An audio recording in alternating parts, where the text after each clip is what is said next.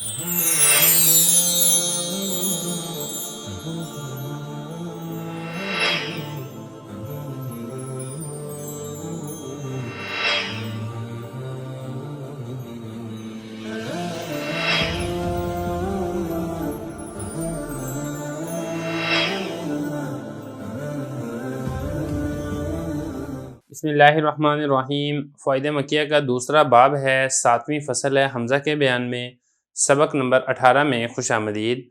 आज के सबक के अंदर हम हमज़ा को हज़फ करने के मुतालिक कायदा और उसूल पढ़ेंगे। देखिए, हज़रत फरमा रहे हैं कि जब पहला हमज़ा इस्तिफ़हाम का हो और दूसरा हमज़ा वस्ली मफ़तून ना हो तो ये दूसरा हमज़ा हज़फ किया जाएगा। यहाँ पे सवाल ही पैदा होता है कि इस्तिफ़हाम वाला हमज़ा क्या होता है और दूसरा हमज़ा वस्ली मफ़तून ना हो, इसका क्या मतलब है।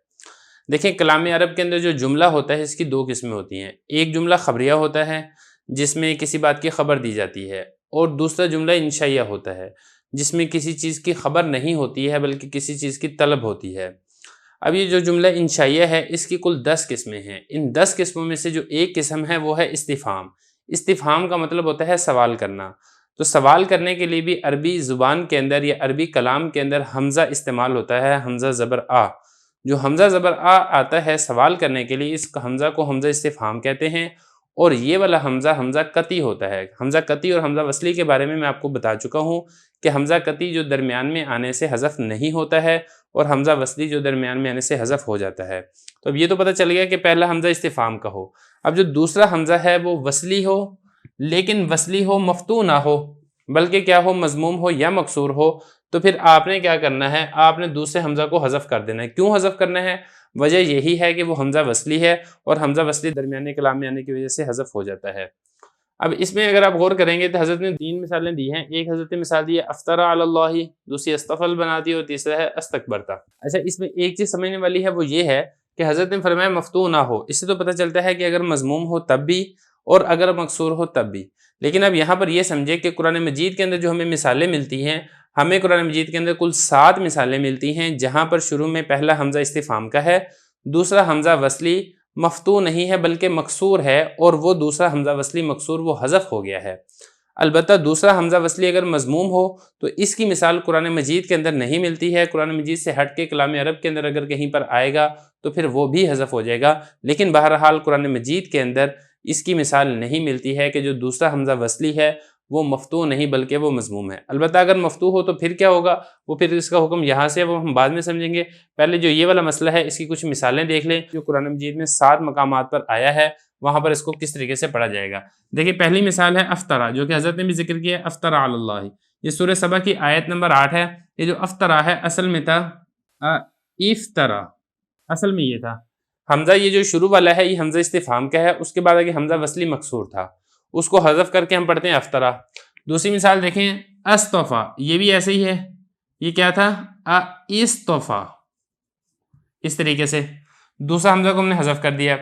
ये सूरह साफ़ात की आयत नंबर 153 है। तीसरी मिसाल देखें अस्तकबरता, सूरह साद की आयत नंबर 75 है। यहाँ पर भी ऐसे ही था इस्तकबरता, इस तरीके से।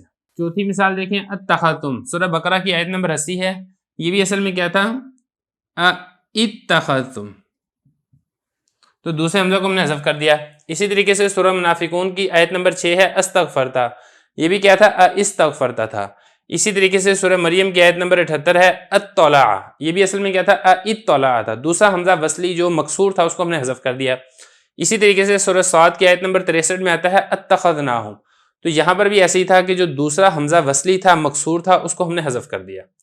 तो ये बता रहे हैं कि जो दूसरा हमज़ा उसको हज़फ किया जाएगा, जैसे अफ़तरा अलल्लाहि, अस्तफ़ल बना दी, अस्तकबरता। आगे देखें जरा, आगे फरमा रहे हैं और फतह की हालत में जो हज़फ नहीं होता है उसकी वजह यह है कि इसमें इल्तिबास इंशा का खबर के साथ हो जाएगा। मतलब क्या है, मतलब इसका यह है कि शुरू में जो पहला हमज़ा है वो हमज़ा इस्तिफ़हाम का है, हमज़ा कती है, और जो दूसरा हमज़ा है वो दूसरा हमज़ा वस्ली और मफ़तू है। तो इस सूरत के अंदर जो आप दूसरा हमज़ा वस्ली मफ़तू है उसको आप हज़फ नहीं करेंगे। हज़फ क्यों नहीं करेंगे, हज़रत इसकी वजह ये बता रहे हैं कि इसमें जो इल्तिबास इंशा का खबर के साथ हो जाएगा। इल्तिबास क्या होता है, इंशा क्या होती है, खबर क्या होती है, और इल्तिबास इंशा का खबर के साथ हो जाएगा। इसका क्या मतलब है, इसको ज़रा तफसील से समझ लेते हैं। देखिए, इल्तिबास का मतलब होता है मुतशाबा लगना।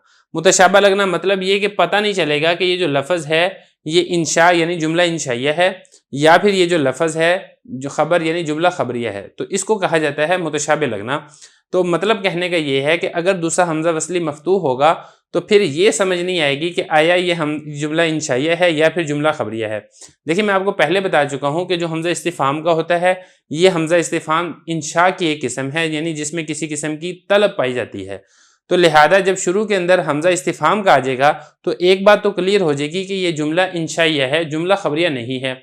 لیکن جو دوسرا حمزہ وصلی مفتوح ہے اگر آپ نے اس حمزہ وصلی مفتوح کو حذف کر دیا تو پھر اس صورت میں اشتباہ ہو جائے گا، اس صورت کے اندر متشابہ لگ جائے گا کہ پتہ نہیں چلے گا کہ آیا یہ جملہ انشائیہ ہے یا پھر یہ جملہ خبریہ ہے۔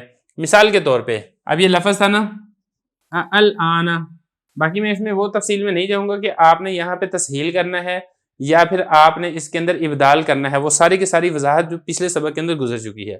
بتانا میں آپ کو یہ چاہتا ہوں کہ اگر تو آپ یہاں پہ یہ جو دوسرا حمزہ ہے، پہلا تو حمزہ جو ہے حمزہ استفہام کا ہے، دوسرا جو حمزہ ہے یہ حمزہ وصلی مفتوح ہے، اگر آپ اس کو حذف کر دیں گے اور آپ اس کو یہ پڑھیں گے الآن، تو اب اس صورت کے اندر پتہ نہیں چلے گا کہ آیا یہ جملہ استفہام کا ہے یا پھر یہ جملہ خبریہ ہے، اور اس کے شروع میں جو الف لام ہے وہ الف لام تعریف کا ہے، یعنی اس لفظ کو معرفہ بنانے کے لیے آ رہا ہے۔ تو اسی وجہ سے حضرت نے فرمایا کہ فتح کی اگر حالت ہو یعنی جو دوسرا حمزہ ہے حمزہ وصلی مفتوح ہو اس کو حذف نہیں کیا جائے گا، وجہ یہ ہے کہ اس صورت میں التباس ہو جائے گا انشاء کا خبر کے ساتھ، پتہ نہیں چلے گا کہ یہ جملہ انشائیہ ہے یا پھر جملہ خبریہ ہے۔ اور یہ فرمایا کہ چونکہ حمزہ وصل وسط کلام میں حذف ہوتا ہے اس وجہ سے اس میں تغیر کیا جاتا ہے، اسی وجہ سے ابدال اولا ہے کیونکہ اس میں تغیر تام ہے بخلاف تسہیل کے۔ نہیں، اس میں اگلا مسئلہ یہاں پر یہ بیان ہو رہا ہے کہ ٹھیک ہے جی آپ یہاں پہ حمزہ کو حذف نہیں کر سکتے ہیں، آپ اس حمزہ کو تحقیق کے ساتھ پڑھ دیں اور آپ اس حمزہ کو ایسے پڑھیں الآن، آپ ایسے کیوں نہیں پڑھتے ہیں تحقیق کے ساتھ؟ یعنی دونوں حمزہ کو خوب صاف واضح کر کے اپنے مخرج سے جمی صفات کے ساتھ اب ادا کر دیں، ایسا کر لیں۔ تو حضرت فرما رہے ہیں کہ دیکھیں ایسا بھی نہیں کر سکتے ہیں۔ ایسا کیوں نہیں کر سکتے ہیں؟ ایسا نہ کرنے کی وجہ یہ ہے کہ جو حمزہ وصلی ہے وہ درمیانے کلام کے اندر آیا ہے، اور درمیانے کلام میں جو حمزہ وصلی آتا ہے اس کو تحقیق سے نہیں پڑھا جاتا ہے بلکہ اس درمیانے کلام میں آنے والے حمزہ کو حذف کیا جاتا ہے، حمزہ وصلی کو۔ تو لہذا اب اس کو ہم پہلی بات تو یہ حذف تو ہم کر نہیں سکتے، حالانکہ اصول یہ تھا کہ اس کو حذف کیا جائے۔ وہ حذف کیوں نہیں کر سکتے وہ میں آپ کو بتا چکا ہوں یہاں پہ، کیونکہ حذف کرتے ہیں تو پتہ نہیں چلے گا جملہ انشائیہ ہے یا جملہ خبریہ ہے، حذف نہیں کر سکتے۔ تحقیق کے ساتھ کیوں نہیں پڑھ سکتے وہ بھی میں آپ کو بتا دیا ہے، کیونکہ درمیانے کلام میں آیا ہے اور درمیانے کلام میں آنے کے لیے مناسب یہ ہے کہ اس حمزہ کو حذف کریں۔ تحقیق کے اندر تو خوب صاف اور واضح کر کے پڑھا جاتا ہے، تو اس لیے ہم نے درمیانی راستہ اختیار کیا، اور درمیانی راستہ اختیار کرتے ہوئے ہم نے یہ کہا کہ اس کے اندر چلیں آپ حذف نہیں کر سکتے ہیں، تحقیق سے نہیں پڑھ سکتے ہیں، تو اس کے اندر کچھ نہ کچھ تبدیلی کر دیں کہ اگر مکمل حذف نہیں ہوتا ہے تو حذف ہونے کے کچھ نہ کچھ یہ قریب ہو جائے، تو لہذا اس کے اندر تغیر اور تبدیلی کی جائے گی۔ اب تغیر اور تبدیلی کیا کی جائے گی وہ میں آپ کو گزشتہ سبق کے اندر بتا چکا ہوں کہ آپ اس کے اندر تسہیل بھی کر سکتے ہیں اور آپ اس کے اندر ابدال بھی کر سکتے ہیں۔ اب اس میں دیکھیں اگر آپ تسہیل کرتے ہیں تو تسہیل کے اندر جو حمزہ ہوتا ہے اس کو آدھا حمزہ پڑھا جاتا ہے اور آدھا اس کو حرف مدہ پڑھا جاتا ہے، تو اس کے اندر تغیر تو ہوتا ہے، تبدیلی تو ہوتی ہے، لیکن کامل اور مکمل تبدیلی نہیں ہوتی ہے، ناقص تبدیلی ہوتی ہے۔ لیکن اگر آپ اس کو ابدال یعنی تبدیل کر دیتے ہیں اور اس کو حرف مدہ کی مناسبت سے اسی حرف مدہ سے تبدیل کر دیتے ہیں، جیسے کہ میں نے آپ کو یہاں پہ بتایا تھا الآن، اب یہاں پہ جب آپ اس کو تبدیل کر دیں گے الف کے ساتھ جو کہ حرف مدہ ہے، تو اس صورت کے اندر تغیر اور تبدیلی یہ تام اور مکمل ہے۔ تو اسی لیے فرمایا تھا گزشتہ سبق کے اندر کہ حمزہ کو یعنی حمزہ وصلی مفتوح ہو اور اس سے پہلے حمزہ استفہام ہو تو وہاں پر ابدال یعنی تبدیل کرنا یہ اولا ہے، اگرچہ تسہیل کرنا یہ بھی جائز ہے۔ اب ذرا عبارت دیکھیں، فرما رہے ہیں کہ چونکہ حمزہ وصل وسط کلام کے اندر حذف ہوتا ہے لہذا ہم تحقیق سے نہیں پڑھ سکتے ہیں، اسی وجہ سے اس کے اندر تغیر اور تبدیلی کی جائے گی، اسی وجہ سے ابدال اولا ہے کیونکہ اس کے اندر تغیر تام ہے بخلاف تسہیل کے۔ تسہیل کے اندر تغیر اور تبدیلی ہوتی ہے لیکن تام اور مکمل نہیں ہوتی ہے بلکہ ناقص درجے کی یہ ہوتی ہے۔